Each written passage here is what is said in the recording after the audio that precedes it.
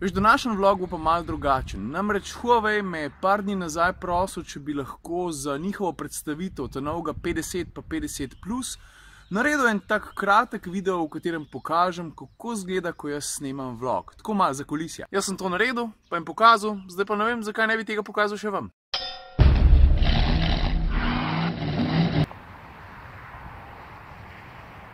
Hello peoples! A kako nastane vlog? Ok, bom pokazal. Za začetek recimo rabiš eno lokacijo, ko vsaj približno ok izgleda. To je recimo to. No in polkrat imam enkrat lokacijo, ful pomaga, če imam tudi avto. Pa skoraj pri čisto vsakem snemanju se zgodi kakšna stvar, ki je totalno neplanirana. Recimo zdaj vidim nekoga, ki ga nisem srečal že 100 let. Tukaj v tem avtu je Cererjev France. France, lepo se imejte, adijo.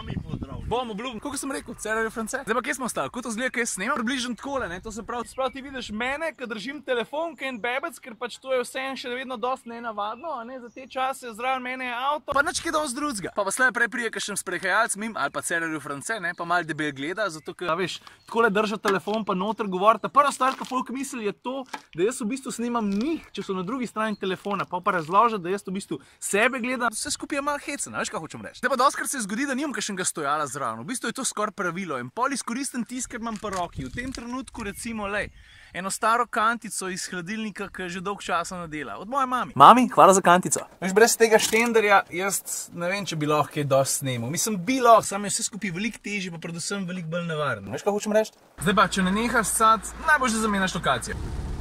Evo, Vransko, par kilometrov stran, pa mogoče še lepše. No in če veste, ampak jaz načeloma snemam vlog vsak dan, kar pomeni, da so vsi moji Huawei zasedeni na polno, praktično ves čas. Baterije v teh telefonih res držijo dolg čas, ampak stari vse mogoče pa res niso. Zato sta z mano v vsakem primeru, ali pa skoraj vedno vsaj 2 telefona, ali pa v današnjem primeru 3. 1, 2, 3. Zdaj pa posnet sam sebe pred ali pa v avtomobilu, to ni nobena umetnost. Ampak nares pa kader, v katerem avto zapelje čez telefon, pa da se to posname brez poškodb, pa veš, kad takole na makadamu to kamenčki letijo. Pridem pred nazaj!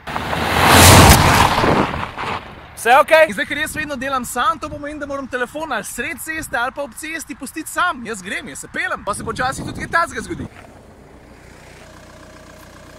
Če je pa telefon poleg nastavljen pa vse, mene slika, gled. Pa mogoče sam še en povzetek. Jaz vsak dan posnamem tam za 20 do 40 minut material. Snemam praktično ves dan, kar pomeni, da probam zajeti vse ali pa te najbolj zanimive stvari, ki se mi zgodijo. Tista montaža mi vzame pa kaj sem, od 2 do 4, včasih 5-6 ur. Da pa to naredim, pa uporabljam eno tako dosti simpel aplikacijo. Vidiš tole, Viva Video Pro. V bistvu tako, da se jaz cel dan od telefona sploh ne ločim. I know, it's so sad. To je to, tako nastane komoter minuta. Ustvarjam jo z 2 P9-kama, z Mate 9 pa s P10 Plus. To foro poznaš, trgaš, stisneš enem koncu, pa imaš pišuko.